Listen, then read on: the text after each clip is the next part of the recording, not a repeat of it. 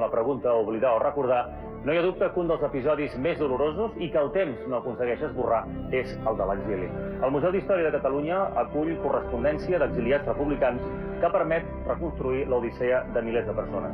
No estem parlant de personatges coneguts, de càrrecs polítics, d'exiliats d'aquells que en diuen il·lustres. Ens estem referint al que podríem anomenar una miqueta exiliats de base, exiliats anònims. Moltes d'aquestes persones, entre els anys 1939 i 1945, van patir un autèntic calvari. Van rebre per partida doble, primer del franquisme i després del nazisme.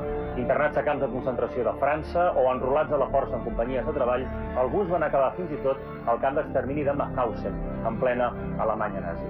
Les condicions de la seva penúria s'han pogut reconstruir ara a partir d'aquesta correspondència. Cartes entre famílies separades, entre amics, entre antics companys d'armes, moltes de les quals, per cert, mai van arribar al seu destinatari. El temps ha demostrat, però, que no van ser escrites en va, perquè a través d'aquestes cartes avui hem pogut recuperar una pàgina de la nostra història.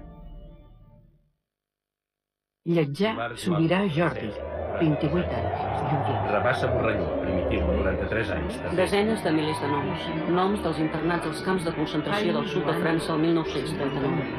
Les cartes que van escriure són paraules en directe d'una història col·lectiva, la de l'exili republicà. Els refugiats catalans a França reben i envien cartes, centenars de cartes que per si soles són protagonistes d'episodis insòlits. De moltes, fins fa poc, se n'ignorava l'existència, surten a la llum per primer cop. Tèxtil Fogolí.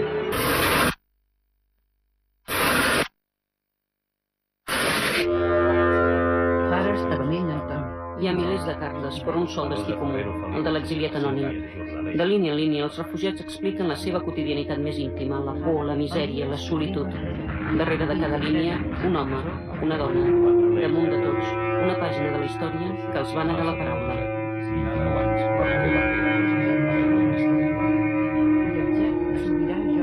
Falguera Casals, Josep, 26 anys, pagès. Abril Casanova Josep, 25 anys, fuster i comerç.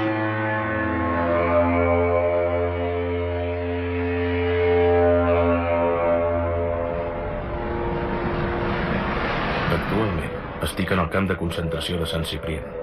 És aquest el 6è dels camps de França que conec per haver-hi sojornat d'ençà la meva entrada a aquest país fa ja 9 mesos. Fa 4 mesos que vivim entre lambrades, pols, sarna i altres misèries que no cal esmentar. Fa 3 mesos i mig que estic en aquest refugi apartada de tota comunicació amb l'exterior. Sense tenir la llibertat necessària per treballar i prendre part de la vida normal ciutadana. Estem en una situació tan precària que ni podem escriure a la família per falta de segells. Estic sola i no tinc cap familiar que em pugui reclamar ni ajudar. He viscut durant aquest temps la meva tragèdia. Petita pot ésser per als estranys, però per mi ha estat molt gran. Cada carta que s'escriu des de l'exili és una eina de supervivència. És només a través de la carta que el refugiat pot demanar ajut o retrobar els parents.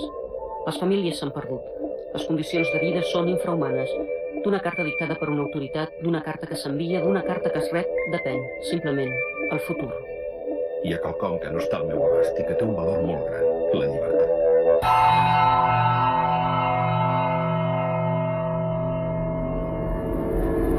El dolor de l'exili massiu havia començat al febrer del 39. França descobreix aleshores les dimensions de l'èxode que arriba des de Catalunya. La frontera ha quedat oberta.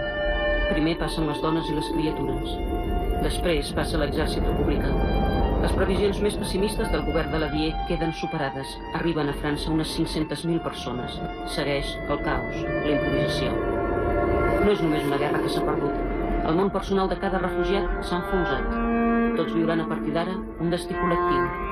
Per a tots ells comença una història feta de lluita per la subsistència, provisionalitat, maletes, trasllats i incògnita de futur. Un futur que tots creien diferent en passar la frontera. Des de la nostra entrada en territori francès hem estat sempre en camps de concentració i, per tant, sense cap possibilitat. Quan passen la frontera deixen de ser homes lliures, fins i tot quan estiguin en llibertat. Ja no seran homes lliures. És això el que jo anomeno no ser amo del seu destí. El seu primer destí seran els camps. El camp és una cosa absurda per si sola. Al camp no hi ha ni filat, només hi ha unes estaques al camp d'Argelès al principi. El filat el posaran després. Només és una extensió de sorra. Vegeu l'absurditat. Els primers dies, quan van arribar, que només hi havia la sorra, si no tenies amics per protegir el poc que tenies, és a dir, les mantes i tot això. Si no tenies amics que es posaven a sobre de teu perquè tinguessis calor i tot això, et mories. És això també. Hi havia una solidaritat elemental, que era o una solidaritat de quartel, la gent que estava de la mateixa divisió o de la mateixa columna, o una solidaritat de poble o de barri, o una solidaritat política.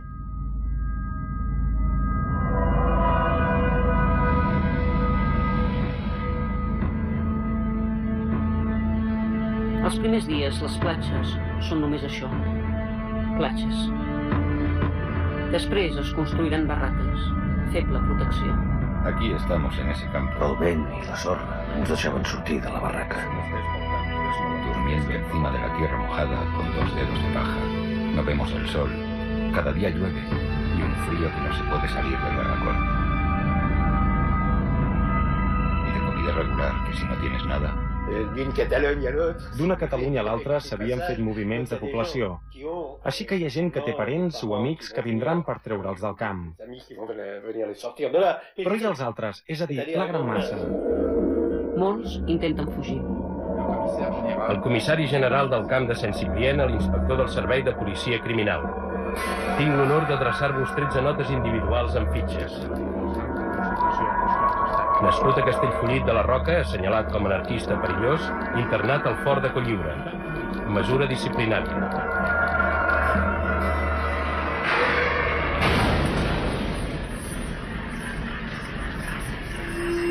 El fort de Cotlliure serà un dels llocs on aniran a parar els que la policia francesa considera elements perillosos. Desconfiança, por, rebuig, són sovint sentiments que provoquen els refugiats entre els francesos. Els milicians, per molts, en representen el desordre, la revolució.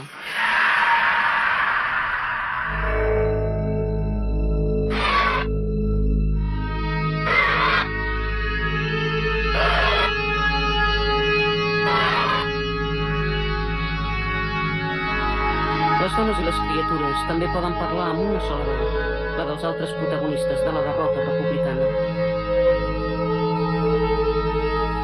Les dones que no queden als camps de concentració són enviades en trens especials cap a l'interior de França.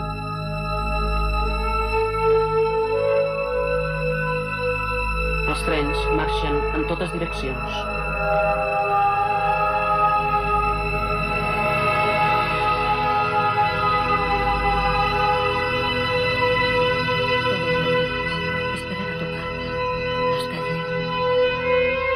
És l'ansietat d'una esposa, de centenars d'esposes o de mares que tenen el marit o el fill a França com a ferits de guerra.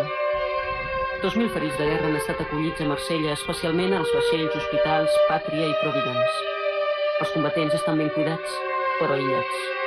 Estan separats de les seves famílies. La majoria han quedat a l'Espanya ja franquista. Les notícies no arriben. Per a tots, el silenci es fa angoixant.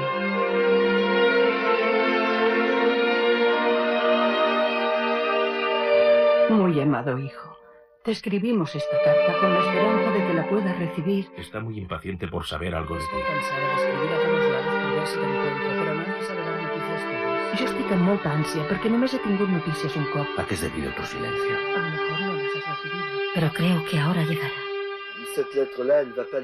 Aquesta carta tampoc no li arribarà.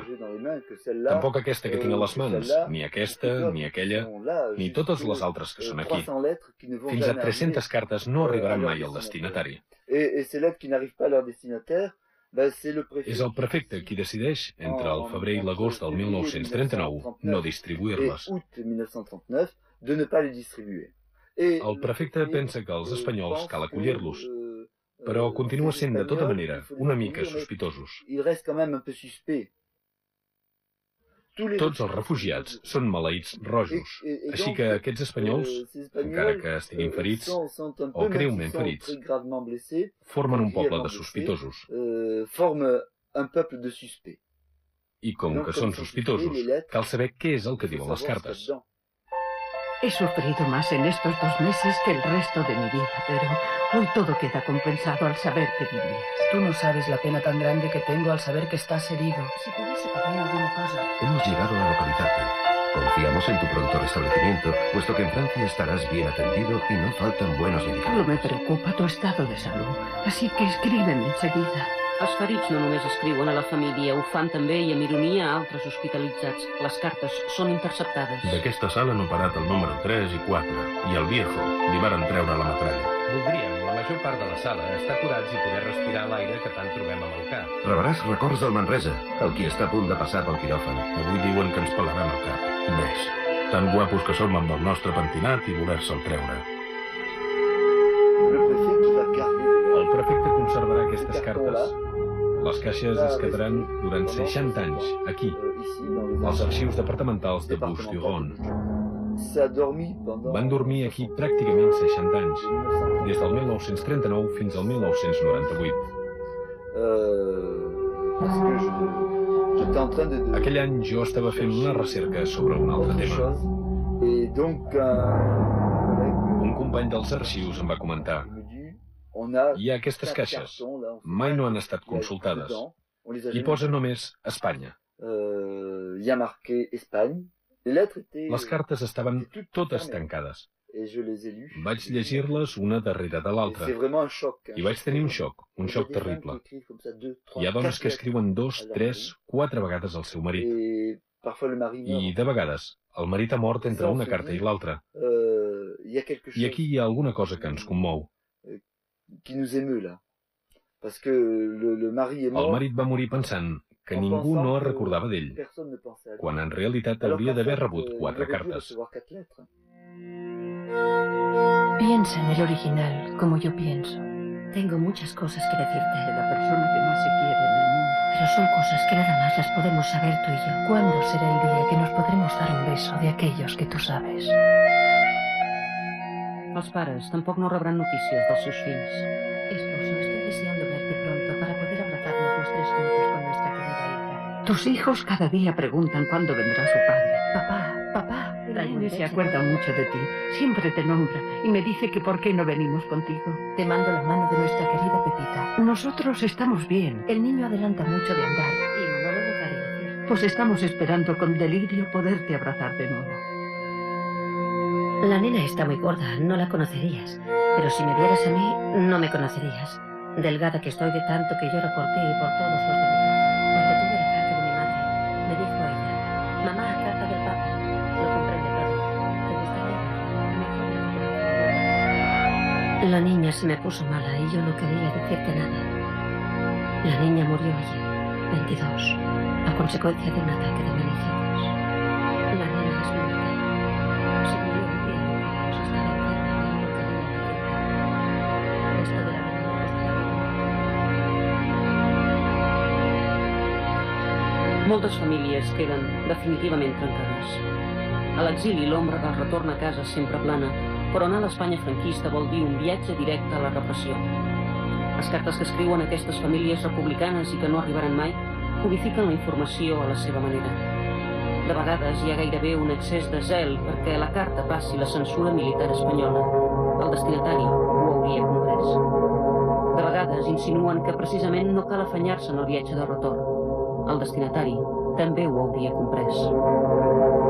Si és que no poguessis venir, que et faltés un aval, te'l faríem fer. Pues siendo como eres una persona de conducta intachable, todo el mundo del pueblo está dispuesto a garantizarte. El motivo de no haber escrito yo es que ya sabes que no sé escribir mucho el castellano y me lo ha hecho la papeta. Lo que están sin noticias de sus hijos.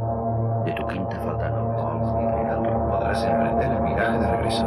No viene de una semana ni de 2. Hijo, a ver si puedes venir pronto con nosotros. En fin, tú sabrás lo que más te convenga. Per les autoritats franceses, les dones refugiades són boques inútils que cal alimentar. La pressió perquè tornin a Espanya augmenta encara que el marit sigui un ferit atès a França. Hoy ha venido el comisario y nos ha dicho que los que queríamos ir a España, pues por aquí rumores de que nos llevarán pronto a España. Yo no sé si será verdad o no, pero... Antes de hacerme marchar a ningún lado sin ti tendrán que matarme. A mí me parece que para ir nosotros a España, ahora aún no está mamá.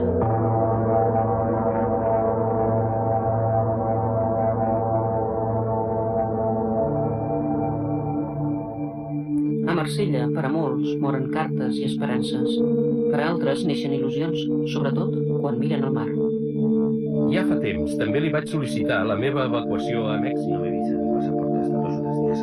Ya preparados para embarcar al primer aviso rumbo a Santo Domingo. Per les qüestions que refereixen a la vostra emigració, peticions d'ajut i informacions diverses, sou pregats de no adreçar-vos a cap dels amics, dirigents o persones representatives, perquè ells actuen en tots els casos per delegació.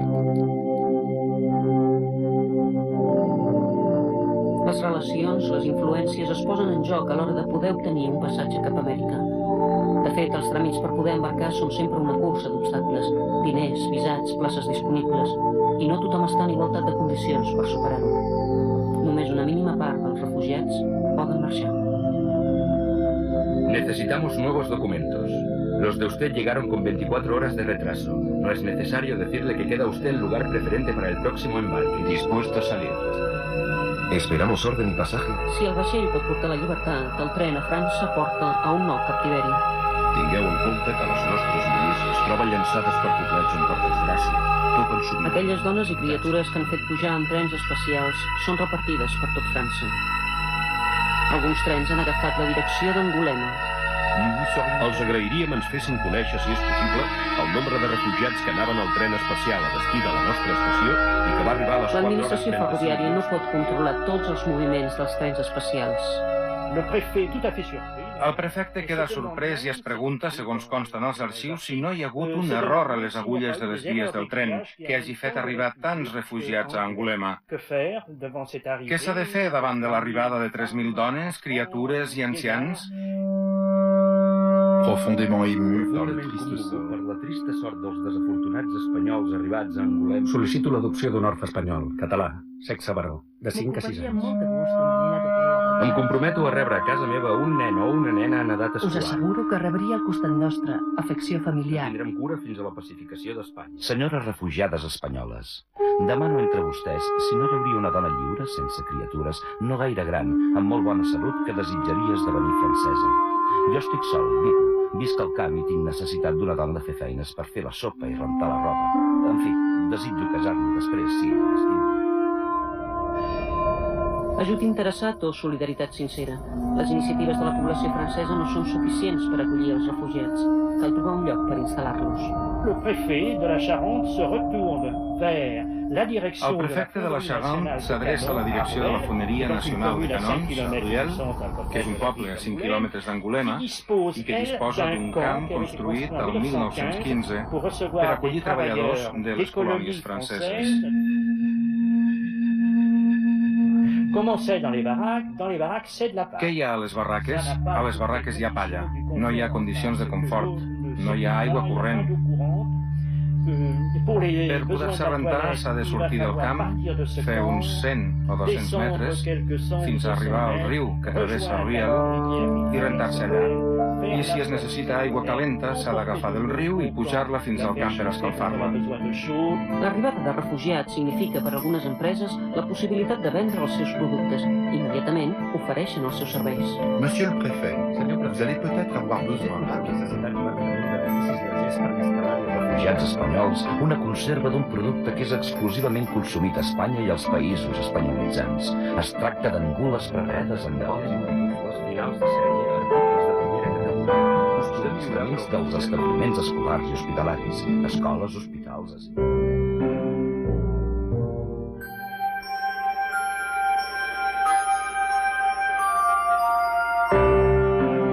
L'ajut desinteressat es posa en marxa. Sindicats francesos d'esquerra en primer lloc, però també comitès i associacions britàniques, suïsses, nord-americanes, tots plegats intenten millorar la situació dels refugiats.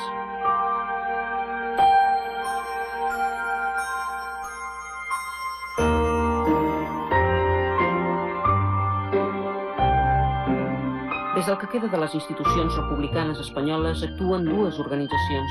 Primer el CERE, després la JARE. Entre ells encara hi ha confrontació. L'exili no esborra la dura herència de les divisions polítiques republicanes.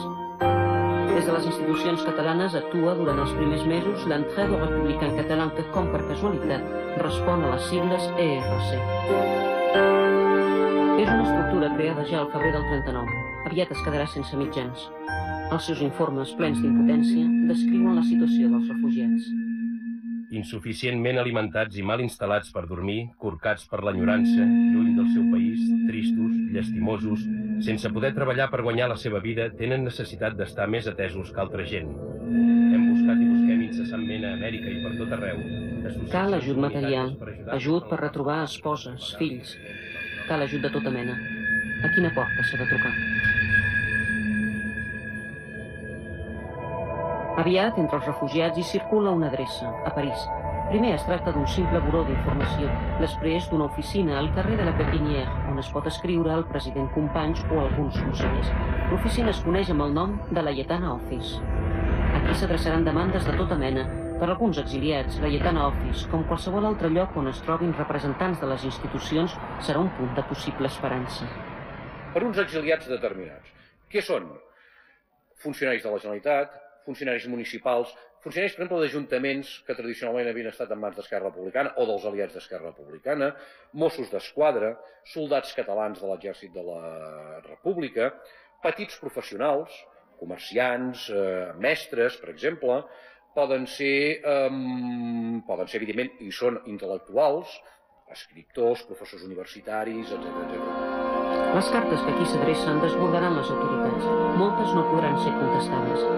Les peripècies de la història, els toms propis de l'exili i la clandestinitat faran que aquestes demandes d'ajuda, amb altres documents oficials, quedin oblidades durant dècades en caixes i en soterranis.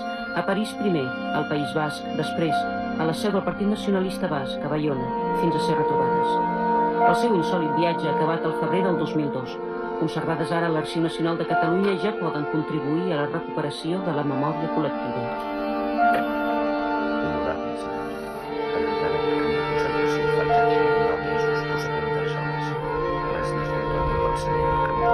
No cal dir com t'agrairia que em traguessis del camp. Moltes vegades fa de temps i que no servit un treball sempre per la causa. Què és el que espera? En aquestes hores transires de tu. El que sigui que em permeti sortir d'aquesta desesperant situació. A la Laietana Office no hi escriuen només els anònims, hi escriuen també els que tutegen Lluís Companys. Passant tota mena de privacions, hem aguantat 10 mesos d'exili. En tot aquest temps m'he resistit a demanar-te el teu apoy. Però ara em decideixo a demanar-te auxili, perquè ens trobem en una situació econòmica terrible. I per saber que tu tens a la teva mà el procediment d'auxili que ens manca per poder viure allunyats de la misèria. Aquesta carta és la carta de la meva àvia. La meva àvia era la viuda del Salvador Seguí, el noi del sucre, que va ser assassinat el 23 perquè era un dirigent de la CNT. La meva àvia es va exiliar, com tothom, el 39, però no és ella per mi que representa l'exili. És el meu pare que és l'arquetip del refugiat. Va conèixer 4 o 5 camps, va anar a les companyies de treball, als grups de treballadors estrangers, va fer la resistència. Ens ha deixat anècdotes, però també dibuixos que va fer als camps. És per el meu pare, sobretot, que tinc aquesta memòria de l'exili que ha, d'una certa manera, contribuït a la meva identitat. No és solament la memòria del meu pare, hi ha també altra cosa. Jo soc nascuda a Toulouse.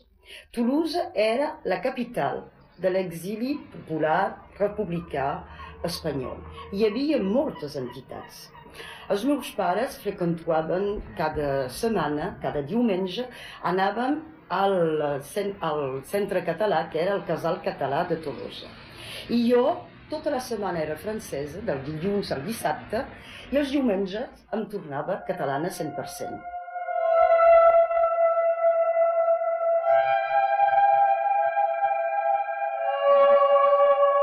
Exili voldrà dir, durant molt de temps encara, lluita per la subsistència. I aquesta lluita es fa a partir de la mateixa fragmentació política i ideològica heretada de la guerra. Catalanistes, comunistes, anarquistes... El món anarquista no és que hagi desaparegut, simplement, diguem-ne, s'ha situat en un marge, per dir-ho d'alguna manera, del conjunt de l'exili. De la mateixa manera com un comunista fa exactament el mateix en un altre marge. I el món republicà catalanista, doncs, per la seva banda. Cada un d'aquests mons es busca les seves referències pròpies. Malgrat això, compartiran un destí comú. La fam, la misèria, la gana, les malalties, la brutícia, l'angoixa de no saber on aniràs a parar, l'angoixa de no saber què passarà el dia de demà. L'únic que a nosaltres ens interessa és poder escriure sovint a Catalunya per tal de tranquil·litzar la mare. Més això ens és impossible, precisament per la manca de mitjans que econòmics. presenta l'estatge de 8 mesos en camps de concentració, comunitat de tothom, amb el sofriment moral d'estar separat de la família, que fa dit temps que no veig. Us adreço aquestes línies. Les demandes d'ajut inunden la Lletana Office. Són centenars les cartes que reben fetes, si fa no fa, en el mateix sentit. I el que és pitjor, sense poder remediar, ni donar compliment als bons desitjos que ens animen, que s'estrellen davant la realitat i de la magnitud del problema. Us exposo el meu desig. Fes-me el favor d'esforçar-te en veure-lo, senyor company, o bé-lo, senyor Taulí. Seria que recolliu la meva família en un lloc on pogués viure de sempre. A demanar-li si és que puc comptar o no amb dur ajut directe. Amb la resposta arriba la decepció. En quant a aquesta oficina és un modest despatx, com si diguéssim la secretaria particular del president, res més. No és una dependència del govern de la Generalitat, ni del Parlament, ni de l'esquerra pròpiament dita. Nosaltres no tenim consignacions per a subsidis individuals, ni facultats per atorgar-ne. La resposta és normalment d'impotència, la resposta és no hi ha diners, la població queda majoritàriament desemparada. Normalment el que en diem exili de base, que és la gent, la població dels camps de concentració, no van rebre ajuda diguem-ne de caràcter institucional. I si la van rebre, sempre van ser de forma molt puntual i de forma molt concreta. Una, dues vegades, no gaire més. Incomoditats, fred, fam, malalties, amics que a l'hora de la veritat et fallen. El que cal tenir molta cura d'evitar radicalment són els tractes de favor. Tot ho he suportat sense haver rebut mai cap ajut, ni insignificant de ningú. Mentre coneixia com hi havia aquí, ignoro amb quins drets que jo no tingui. Molts d'aquests companys que avui tenen un tracte de favor restaren a les seves llars, igual el 6 d'octubre que el 19 de juliol. Convé posar tots els mitjans perquè tot exiliat sigui ajudat. Si no es fa això i se segueixen atorgant tractes de favor, cregui que les conseqüències polítiques per a l'esdevenidor i per als nostres corresponsables seran deplorables. És una queixa bastant sovintejada. Aquí compten les influències i compten les relacions personals i compten les relacions d'amistat, etc. En una situació, diguem-ne, de crisi general i de desastre absolut, és allò que se'n diu vulgarment la gent es busca la vida.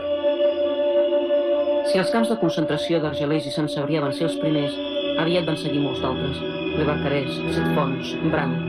Al sud de França van néixer uns nous i particulars nuclis de població. En aquest mapa de la desesperança se situa també Agde. Allà, el poc que quedava de les institucions catalanes, de la Generalitat o les noves estructures que naixien, com la Fundació Ramon Llull, van organitzar i aplegar una part de catalans. Van fer un camp a dintre del camp d'Agde, que és el camp número 3, que és el camp dels catalans. Van fer una selecció, no van poder fer entrar tots els que volien. Així és que la Generalitat va escollir més aviat gent d'Esquerra Republicana, que havia set d'Acció Catalana o d'Esquerra Republicana o gent nacionalista, però no volien comunistes, sobretot això, ni anarquistes. Els primers informes sobre l'organització del camp parlen de les dificultats materials. No hi ha espai suficient i han de viure amuntegats en excés. No hi ha aigua, al punt que fins sacrificant l'higiene hi ha testimonis diversos que els refugiats passen set. No hi ha aliments en quantitat suficient. Els testimonis coincideixen a... Costa de creure que en un context tan difícil com aquest hi hagués esma per organitzar espectacles, activitats culturals i desfilades. A la Lletana Office hi arriba el programa del 14 de juliol del 39, la Festa Nacional Francesa, festa republicana per excel·lència. No és que estiguin d'humor per organitzar festes, però era imperatiu per ells retrobar la seva dignitat, retrobar la seva identitat, vèncer el desassossec, la desesperança. Així que van començar a fer activitats culturals. Les activitats culturals dels refugiats s'inscriuen en la continuïtat de tota l'activitat cultural que va ser feta durant la Segona República. És un mitjà per abolir la dura realitat de l'exili, d'oblidar la derrota, de superar aquella prova.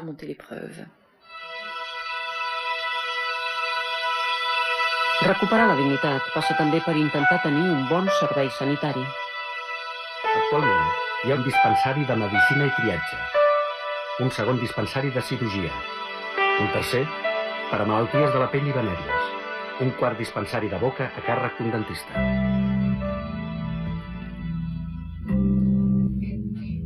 Avui una part de la memòria del Camp d'Agde és en aquest petit estudi. La casa és a pocs quilòmetres d'on van viure els refugiats. Res no feia suposar que Josep Vilamosa, òptic de professió, acabaria als 74 anys amb un munt de material sobre l'exili republicà. Res no el predisposava a acumular durant lustres fotografies, premsa, documents. Des que va passar la frontera quan tenia 11 anys va tenir molt clara quina era la seva prioritat. La tasca primordial per nosaltres va ser sobretot de poder fugir d'aquella misèria que estàvem passant i arribar a fer-nos una situació. Era el primordial per nosaltres. Només buscàvem que això, poder tenir una vida normal. I va ser molt més tard, dels anys 69 por ahí, quan va establir una òptica al meu nom aquí a Agde. El passat recent d'Agde estava lligat a l'exili republicà. El comitè d'història de l'Ajuntament no va trigar a parlar amb Vilamosa. Potser ell podria ocupar-se d'estudiar aquell període. Per mi, a partir d'aquell dia, va ser com una bombilla que s'encenia. Tens una possibilitat de poder rememorar aquella vida que has viscut. I de vegades, si em parlo molt, tinc llàgrimes encara que em venen, perquè rememoro aquella època de la manera que vivíem i com estàvem.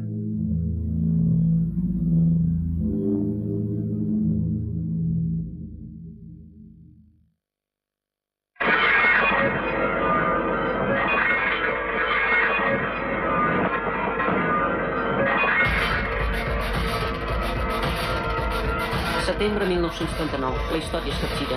Alemanya envaeix Polònia, França entra en guerra. De l'espiral d'horror que comença ningú no se'n salvarà.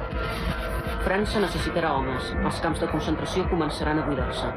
Les dones i les criatures, però, quedaran encara més desprotegides.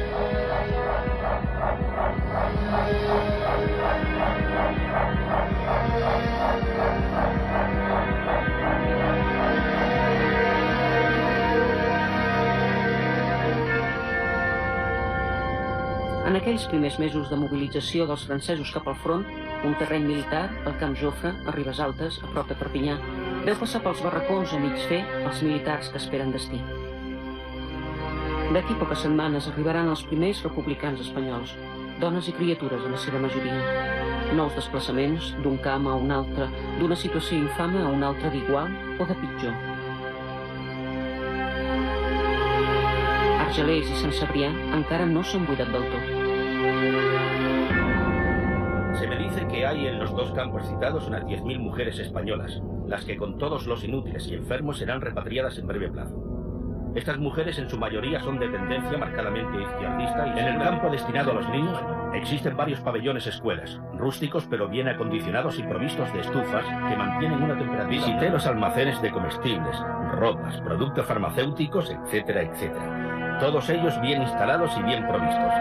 Claro está que algunos refugiados dicen que no se les da tanto ni tan bueno como aparece en las notas oficiales que... La fam com a obsessió, els polls i la sarna com a plaga invencible, la mirada i el futur perduts. No són els informes dels diplomàtics espanyols, sinó les fotografies fetes per una infermera suïssa del camp de Ribes Altes el que descriu la realitat. Ribes Altes viurà així fins al 1942.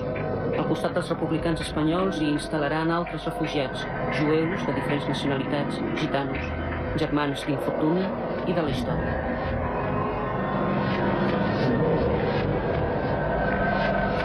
De Ribes Altes hauran volgut fer des del 1941, oficialment, un centre de reagrupament familiar. Com tantes altres coses, el nom era un eufemisme. Les famílies van continuar separades. Una tortura més. I l'Enric com deu estar? I l'Andreu, què deu pensar? I als de casa els haurà passat alguna cosa? Aquestes preguntes m'atormenten i és el que fa més dur el nostre exili, car les molèsties físiques i altres privacions són més suportables. El dolor no és només un dolor físic. La separació provoca un dolor molt intens. Els refugiats estan en un món que els rebutja i ells se senten rebutjats. A sobre estan separats els uns dels altres. No tenen res. És un buit moral, un buit a causa de l'absència. Quan podrem tornar a estar junts? J'ai l'honneur de juntar-vos una llista de 17 nens originaris d'una localitat de Catalunya denominada Esparreguera que han estat separats dels seus pares al coll de l'Epertura. Le agradecería infinito l'autorització per poder recollir els meus dos fills, Josep i Jaume. De esta pobre madre que se interesa de saber de sus 3 hijos. Nuestra esposa refugiada española y junto con 3 hijos, el menor de 6 meses. La que suscribe de 15 años de edad. Mi hija de 15 años. Refugiada al camp de Sarrié, pide la debida autorización para poder reunirme con mi papá, que se halla en el camp de Bran. Els desplaçaments es faran en funció de les autoritzacions per traslladar-se amb els parents o de la situació que la guerra ha creat a França. Al final del viatge, de vegades, es troba una part de la família dispersa. El viatge del retrobament pot ser molt llarg, pot durar dècades, si el que es busca és retrobar el propi passat. Missatge número 2, rebut el dia 28 de setembre a les 20h35.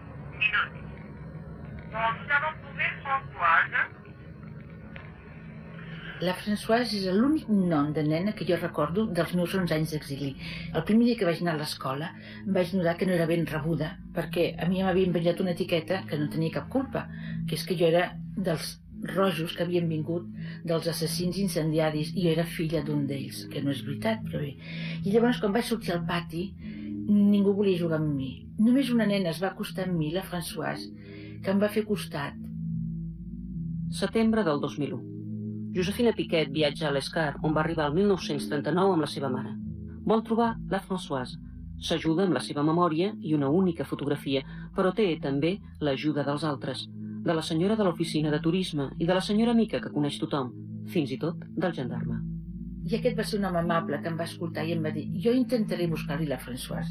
Diu, però tinc en compte que només tinc un nom i una data d'una foto, 18 de juny de l'any 39. I quan arribo aquí, tinc la sorpresa i l'alegria de que quan despenjo a veure quins missatges hi ha al contestador, sento la veu de l'amiga que em diu: he trobat a la Françoise. Desembre del 2001. La Françoise i Josefina Piquet s'abracen a l'Escar. Han passat 62 anys. Josefina Piquet disfruta explicant la seva història. Cursos d'autoestima, mètodes nord-americans d'expressió oral, xerrades públiques, entrevistes, tot plegat ha fet que el seu exili sigui per ella una aventura pública i mediàtica. Per mi és un viatge apassionant, que és el viatge al passat. Sempre ha sigut un pas endavant.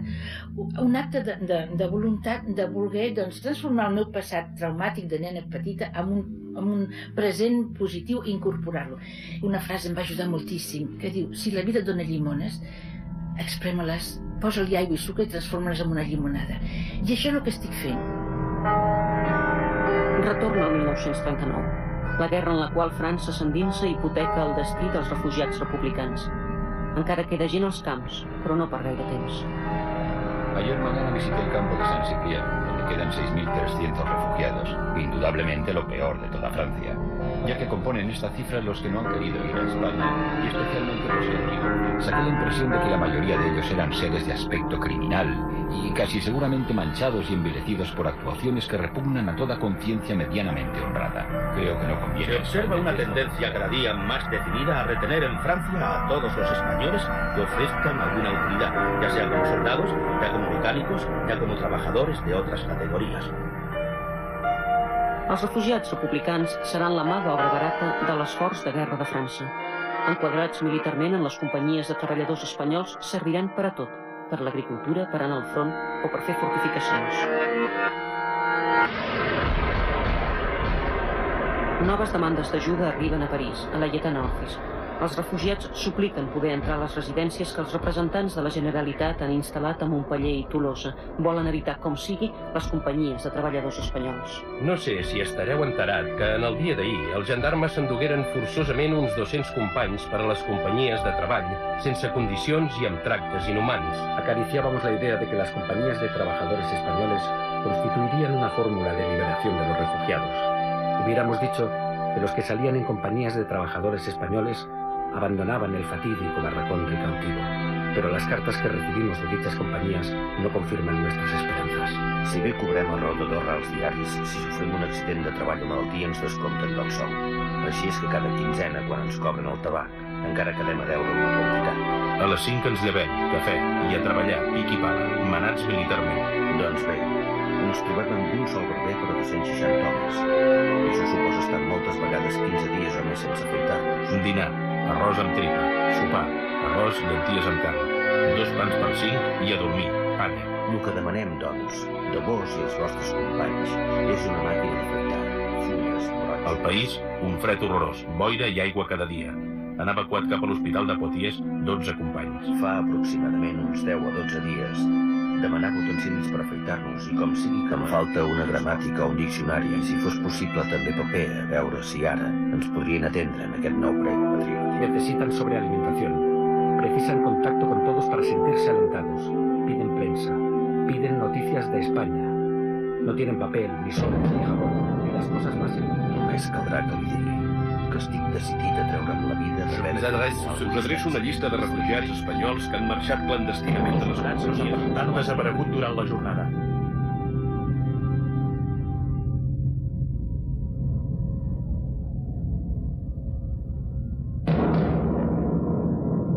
Maig del 1940. Les tropes alemanyes envaeixen França. La derrota és immediata. Els francesos comencen el seu propi èxode.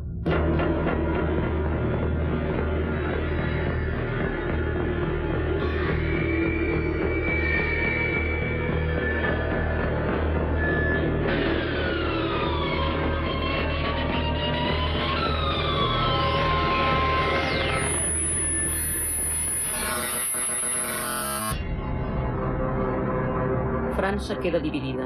A l'anomenada Zona Lliure, en capital a Vichy, el mariscal Pétain, antic heroi de la Primera Guerra Mundial i ambaixador de França davant del govern de Franco.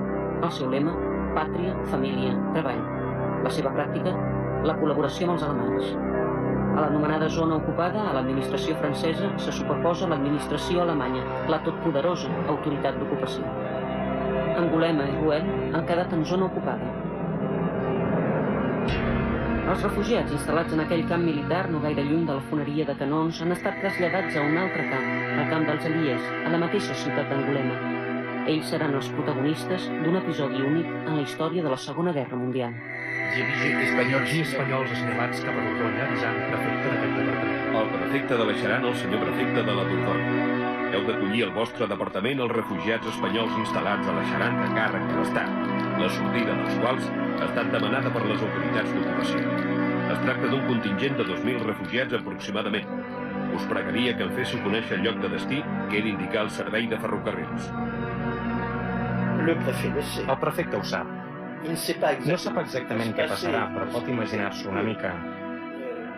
Fa veure que s'ho creu, que els refugiats seran enviats a la zona que en aquell moment anomenen zona lliure i que no està ocupada pels alemanys. I no és veritat.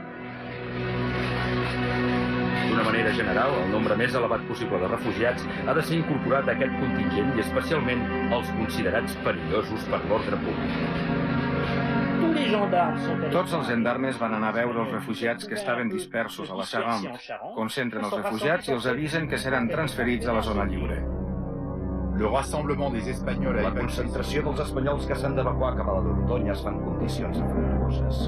Expresso personalment que, en la meva opinió, tots els espanyols sense cap autorització de residència, ja que tots són presumptament indesitjables perquè han fugit d'Espanya, siguin detinguts pel servei de gendarmeria i de policia i siguin traslladats al camp dels Alliés sota escolta.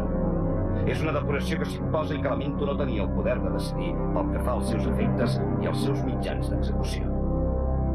20 d'agost del 1940. Els refugiats surten del camp dels Alliés en files de 4 o 5. acompanyats per gendarmes francesos. Venen a l'estació d'Angulema, i només és aquí, a l'andana de l'estació, que s'adonen que hi ha soldats alemanys i que els obliguen a pujar ràpidament a un tren. Els fiquen als vagons i els envien directament d'Angulema a Mauthausen. Trigaran un temps. Són probablement els primers deportats civils que surten de França per anar a un camp d'extermini. Les autoritats alemanyes, un cop el tren arriba a Mauthausen, fan baixar els homes aptes al treball, entre 16 i 60 anys, i deixen els altres, en particular les dones, sense saber què fer-ne. I finalment els reexpediran. És al·lucinant, és absurd.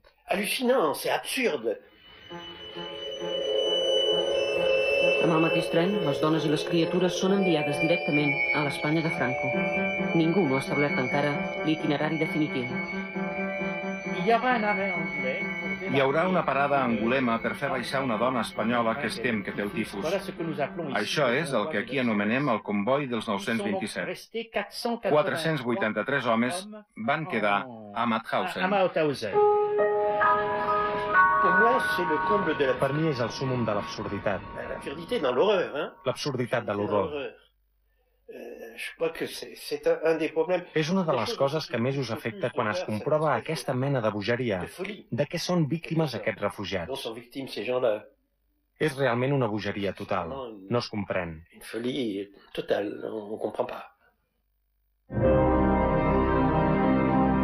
Zona lliure, un altre eufemisme per als republicans que continuen sent perseguits. El règim de Vichy pressionarà per la repatriació de les dones. Les criatures també en rebran les conseqüències. Les associacions estrangeres són clausurades. Entre aquestes, el Centre Espanyol de Perpinyà, una entitat que datava del segle XIX, organitzada sobretot per a l'immigració procedent de Girona. El centre acollia des del 1937 nens de famílies republicanes que havien fugit de la guerra.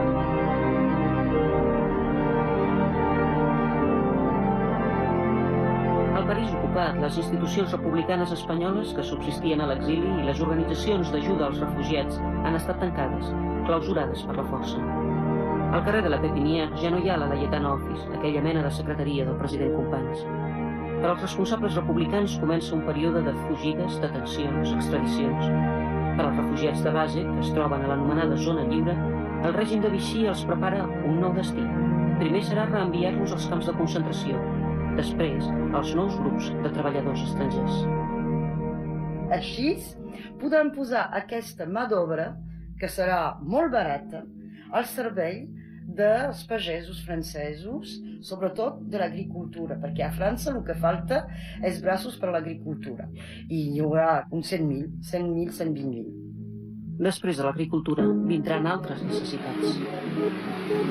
Aquí van incorporant la gent a formacions de treballadors estrangers. El dia 10 van incorporar-ne 200 i el pas que anem... Que la majoria els destinaran a tallar boscos o a treballar a les mines, feines per a les quals... Com va la vostra vida? També esteu en un grup de treballadors estrangers com nosaltres o bé heu tingut la sort de mantenir-vos lliures? Cridat pel grup de treballadors estrangers, vaig tenir que prendre la maleta i deixar una vegada més la família.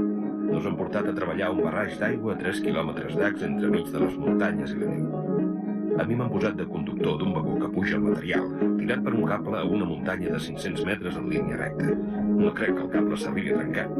Si això arriba, per trobar-me mancaria un microscopi. No només la zona controlada directament per Vichy necessita mà d'obra. A la zona ocupada, les autoritats alemanyes també necessiten braços. El general Todt ha planificat grans obres de defensa i cal construir-les. L'anomenat mur de l'Atlàntic és una monumental fortificació per aturar qualsevol atac dels aliats. Els republicans espanyols són una mà d'obra ideal. Les condicions són molt dures, però paradoxalment, treballar en zona ocupada té alguns avantatges. Moltes vegades he escrit a tots que en zona ocupé ningú no ens emprenya per res i que fins fa poc era el refugi de tots els que es feien escàpols de la LIF per anar a l'ocupé. Ara s'ha espatllat un xic. No obstant, però, la darrera setmana encara ha vingut un de Sant Andreu sense documentació i els 3 dies treballava normalment i legalment. Passar a la zona nord, treballar pels alemanys, volia dir tenir un sou molt més important. Pels que podien tindre un treball en fàbrica, un sou més important. Un papers per 2 anys, que és molt diferent d'un mes o 3 mesos. Hi ha una altra raó per la qual treballar en zona ocupada pot ser un mal menor. Els que treballen per als alemanys, en general, no són enviats a Alemanya. I és que Alemanya també necessita mà d'obra. Evidentment, la demana a Vichy. Primer, les autoritats de Vichy proposen al juny del 42 la relève, el relleu. La regla és que per 3 treballadors que marxen voluntàriament a Alemanya, torna un presoner de guerra francès. Malgrat la maquinària de propaganda que Vichy posa en marxa, els voluntaris són escassos. Alemanya demana més mà d'obra i Vichy instaura el servei de treball obligatori, STO. El nom és prou clar. Els treballadors de la zona dita lliure, refugiats espanyols inclosos, són enviats a Alemanya per la força. Ja us deia que la nostra situació se'ns podia encara més agreujar. Malauradament, s'ha esdevingut el fet, car per aquí són molts els refugiats els quals han sigut convocats per partir a Alemanya. La gent està en situació desesperada, ja que a més de no pagar els subsidis té lloc la caça de l'home per enviar-los a treballar a diferents avions. Els valls també que continua la recollida de refugiats per portar-los a treballar no sé on, i per tant... La meva situació cada dia és més greu, pel motiu que res tindria de sorprenent que un dia la comissió franco-alemans no em portés. Si el moment arriba i puc escapar, no em queda altra solució que entregar-me, passar la frontera i que de mi em facin el que vulguin. Sobreviure no vol dir només escapar o suportar les dures condicions de treball. S'ha de sobreviure en tots els àmbits. Les cartes, el contacte amb els altres refugiats, és indispensable, insubstituïble. El que comptarà fonamentalment seran les xarxes de solidaritat, les relacions d'amistat, els lligams que s'hagin pogut anar establint en nuclis molt concrets. Montpeller, Perpinyà, Toulouse, llocs d'aquests, diguem-ne, on hi ha una alta concentració d'exiliats catalans i espanyols i que, diguem-ne, des del 39 han anat construint les seves, el que ara en diríem xarxes de sociabilitat.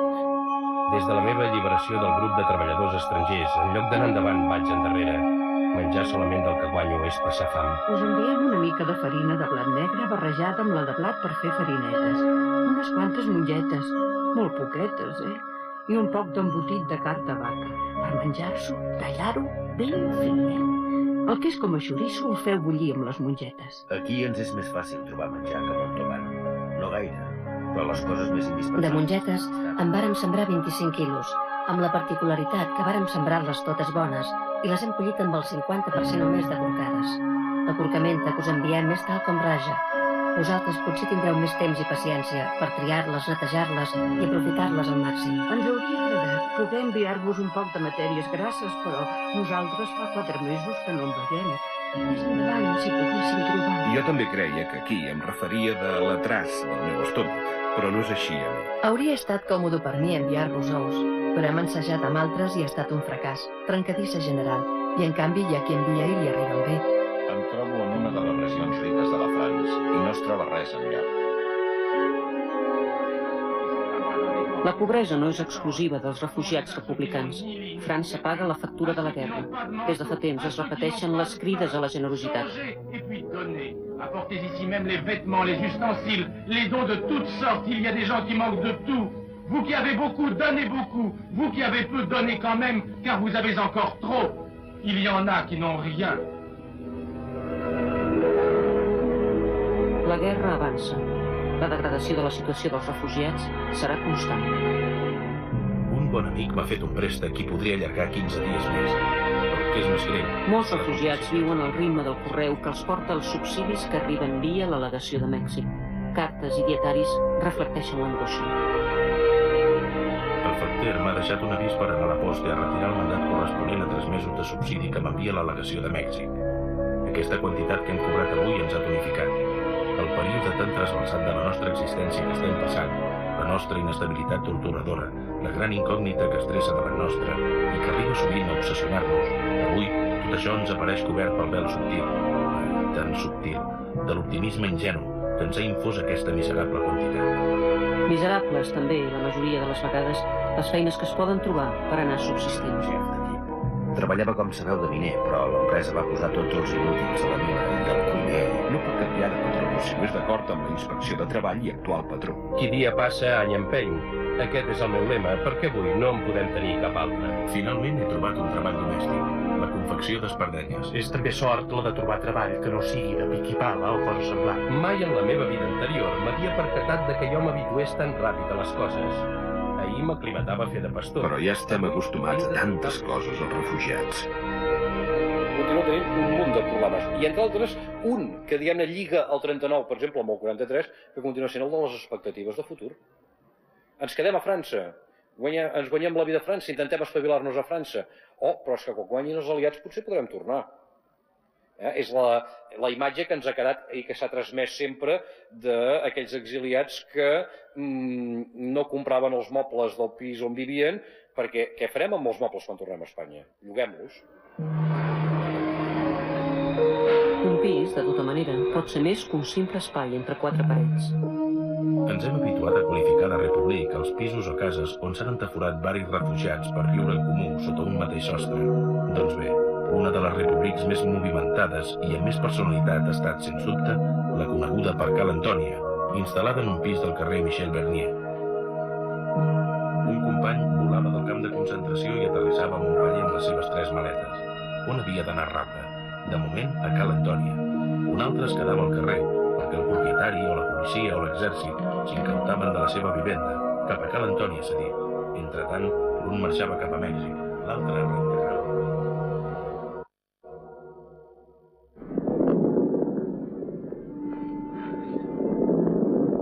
Els mesos passen, lentament.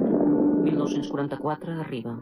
En quant a la guerra, cal pregar al diable, si cal, perquè s'acabi el 1944. Serà l'últim. Sembla que s'acosta l'etapa final i el moment de les derrotades. Què sabeu de particular? Juny del 1944, desembarcament aliat a Normandia. Al final de la guerra s'acosta. Queden, però, mesos difícils. Els combats s'intensifiquen. L'ocupació alemanya es deixa sentir amb tota la seva força.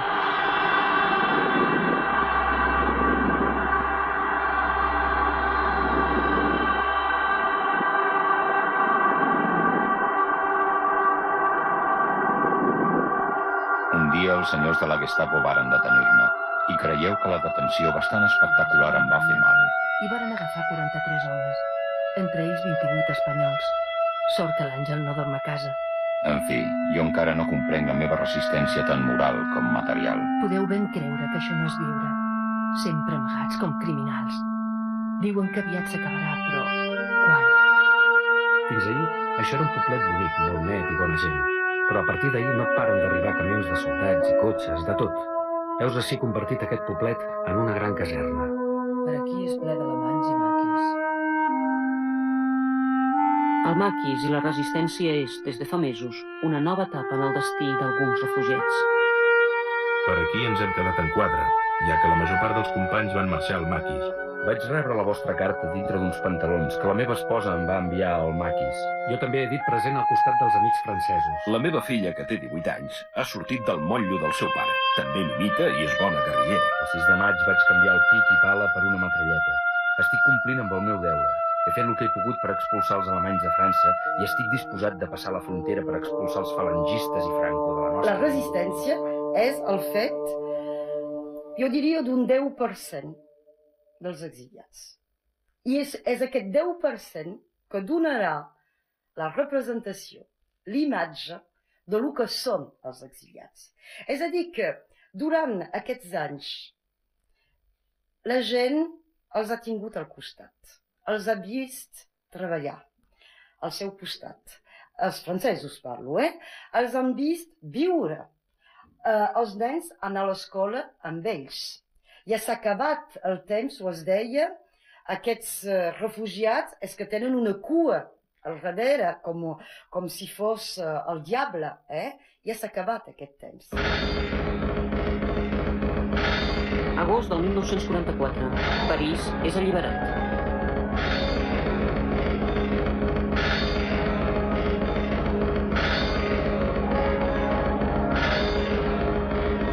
Amb l'alliberament comença una nova etapa política. Els refugiats republicans retroben una llibertat de moviments i de paraula que havien perdut fa anys, quan encara eren al país. Retroben el gust de l'activitat política.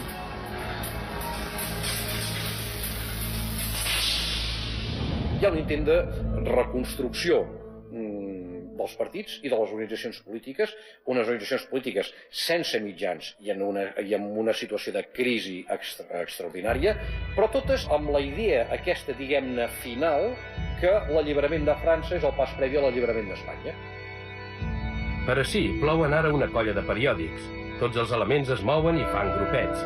Tots són consignes, però l'odi és comprensible que aquesta efervescència en un poble exiliat a causa de la política i que ha hagut de guardar silenci forçós durant 5 anys. No podem comprendre la necessitat de tantes reunions. Una vegada allà baix, no estic disposat a perdre temps en disputes de centres o casinos de barri, ni en les intrigues de llurs culs de cafè.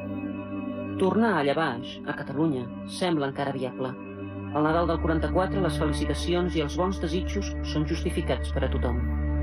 Serà aquesta la darrera vegada que a França hauré d'adreçar-vos la meva felicitació amb motiu de les properes festes. No podem deixar de creure que ara sí que és d'esperar, amb major certitud, que l'any 1945 serà el del retorn a la Tindrem república? Tindrem monarquia? Aquesta és la incògnita. Esperem que sigui república.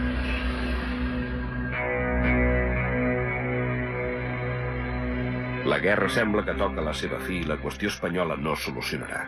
És que les democràcies es desentenen de nosaltres. El 1945 portarà als exiliats republicans el reconeixement del seu estatut com a refugiats polítics. La Convenció de Ginebra els protegirà. En una Europa que es refà, ells existiran per fi legalment. Podran descansar d'aquella obsessió de tenir els papers en regla.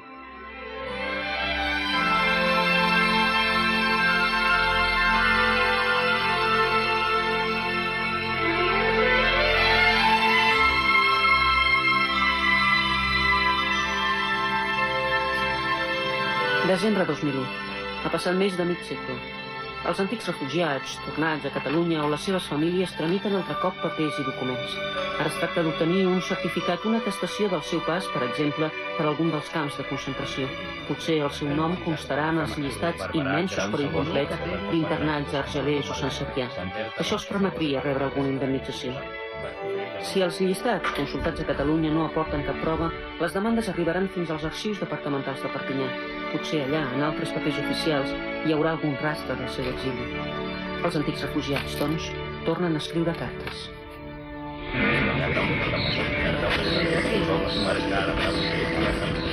Té falta de memòria per l'edat, però ell recorda que el van portar al camp de concentració. Confirmo dins la meva memòria. Ser presoner a un camp de concentració al sud de França. No recordem la població, però sabem que hi havia platja. I sovint, com fa dècades, amb la resposta arriba la decepció. Tinc l'honor de fer-vos conèixer que cap rastre del seu pas en aquest camp no ha pogut ser trobat en els arxius conservats pel meu servei. Els papers oficials no retenen totes les històries personals. Tantes històries, tantes preguntes, deia el poeta. Tants exilis, tants destins.